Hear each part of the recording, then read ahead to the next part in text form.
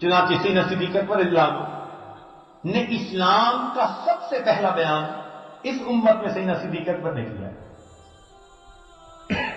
ثانی اثنین، دو میں سے دوسرا. اللہ کی شان، جو کام نبی علیہ السلام نے پہلے کیا ابو بکر نے دوسرا کیا، یا جو کام ابو بکر صدیق لانو نے پہلے کیا محبوب نے وہ کام دوسرے نمبر پر کیا. جیسے حج جب فرض ہوا تو نبی علیہ السلام نے سیدنا ابو بکر صدیق لانو کو پہلے سال امیر حج بنا کر بھیجا. تو پہلے سال کے امیر حج محبوب کے ہاتھوں کون بنے؟ نبی علیہ السلام بنے. اور اگلے سال 10 ہجری میں اللہ کے محبوب خود امیر حج بنا کر تشریف لے. تو دو میں سے دوسرا. اس کی عجیب تفسیر ہے، مستقل یہ ایک عنوان ہے. تو نبی علیہ السلام نے دین کا خطبہ پہلے دیا تھا، اس امت میں دین کا خطبہ جو ہے نبی علیہ السلام کے بعد سب سے پہلے صدیق اکبر. دو روایتیں، ایک عائشہ صدیقہ رضی اللہ عنہا کے ذریعے سے، ایک اسماء بنت ابو بکر صدیق کے ذریعے سے. دونوں فرماتی ہیں کہ نبی علیہ السلام ایک مرتبہ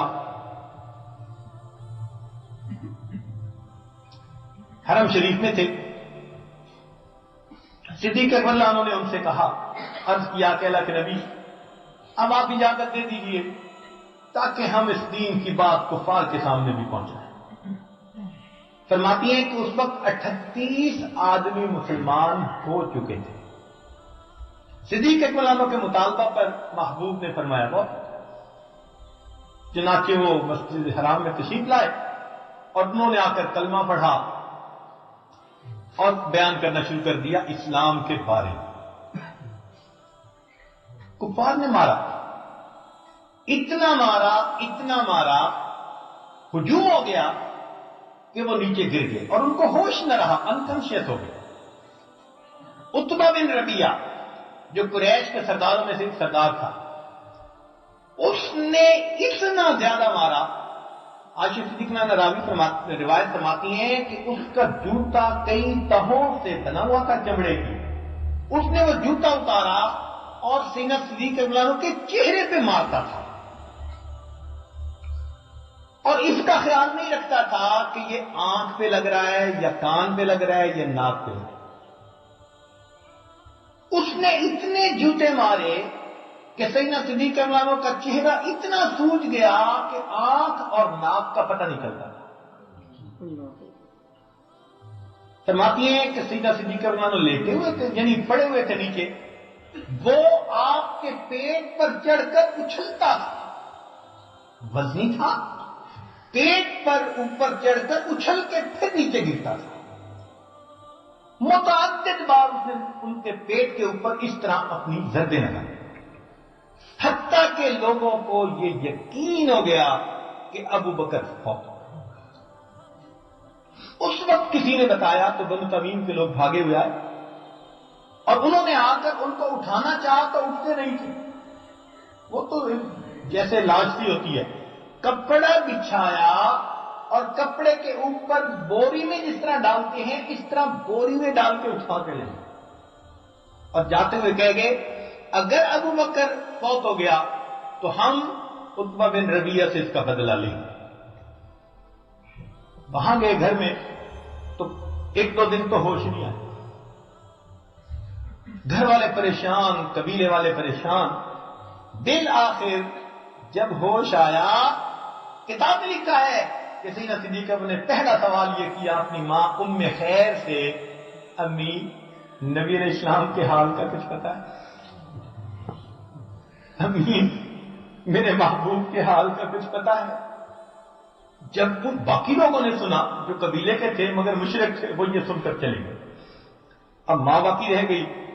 ام خیر نے کہا کہ بیٹے تیری یہ حالت ہو گئی، تجھے اتنا مارا گیا، تیرا جسم زخموں سے چور چور ہے اور تو اس وقت بھی ان کا نام لیتے ہیں. چلو کچھ دودھ پی لو، کچھ کھا لو، تم نے اتنی دیر سے نہیں کھایا. قسم اٹھا لی جب تک میں اللہ کے محبوب کا دیدار نہیں کروں گا میں کچھ نہیں کھاؤں گا. اللہ عاشق ساتھی، یہ عشاق کی حالت ہوتی. اب وہ حیران ہے خیر کہنے لگی کہ میں اب کیسے معلوم کروں کہ تمہارے محبوب کس حال میں ہے؟ کہنے لگے کہ جمیل کے پاس چلے جائیے. یہ عمر الخطاب نانا کی بہن جمیل بنت خطاب، ان کے پاس جائیں اور ان سے پوچھیں. خیر ان کے پاس گئی اور ان سے پوچھا کہ جی مسلمانوں کے پیغمبر اسلام وہ ایمان لا چکی تھی مگر اپنا ایمان چھپاتی تھی. مجھے کیا پتا کون کہاں پہ ہے، تمہارے بیٹے کا کیا حال ہے؟ اس نے کہا بس ذرا ہوش میں آیا ہے. کہنے لگے چلو میں بھی تباہ پرسی کر لیتی ہوں. وہ اس بہانے جمیل ساتھ آ گئی اور آ کر صدیق اکبر سے پوچھا کہ آپ کس حال میں؟ ان کا آگے سے جواب کہ نبی علیہ السلام کس حال میں ہیں، کہاں پہ؟ انہوں نے کہا تمہاری والدہ سن رہی ہے. مان لے کہ میری ماں کی فکر نہ کرو، تم مجھے بتاؤ میرے محبوب کہاں ہے. انہوں نے سمجھا کہ محفوظ بات ہے. وہ کہنے لگی کہ دار ارقم میں ہے. فرمان لگے پھر مجھے لے چلو، میں جب تک محبوب کو نہیں دیکھوں گا میں کچھ نہیں کھاؤں گا. اب دو عورتیں، رات کا وقت ہے، خود چلا نہیں جاتا. ایک نے ایک بازو پکڑا اور دوسرے نے دوسرا بازو پکڑا اور اس طرح وہ ٹیک لگا لگا کر چلتے چلتے، حالانکہ چہرہ سوجا ہوا ہے، زخم لگے ہوئے ہیں، اور اس حالت میں چلتے چلتے چلتے دار ارقم میں پہنچے. حدیث پاک میں آتا ہے کہ جیسے ہی دار ارقم میں پہنچے نبی علیہ السلام نے دیکھا، آپ اٹھ کھڑے ہوئے اور ابو بکر پر جھکے اور ان کے ماتھے کو بوسہ دیا. محبوب کا دل اتنا خوش ہوا کہ انہوں نے سیدنا صدیق اکبر کے ماتھے پہ بوسہ دیا. فرماتے ہیں کہ اس کے بعد صحابہ جھک گئے اور وہ بھی ابو بکر کے اسی جگہ پر بوسہ دیتے تھے جہاں محبوب نے بوسہ دیا تھا. صحابہ بھی اسی جگہ پر بوسہ، سب چوم رہے ہیں. دین کی خاطر آپ نے اتنی مشقتیں اٹھائی. اس وقت ابو بکر صدیق نے جب محبوب کو دیکھ لیا دل مطمئن ہو گیا. اب دوسری بات کرتے ہیں، اللہ کے محبوب یہ میری والدہ خیر مجھے لے کر آئی ہے، اگر آپ دعا فرما دیں تو یہ بھی ایمان قبول کریں. دیکھا دین کا غم. نبی علیہ السلام نے دعا فرمائی اور ابو بکر صدیق کی والدہ وہیں پر ایمان لے.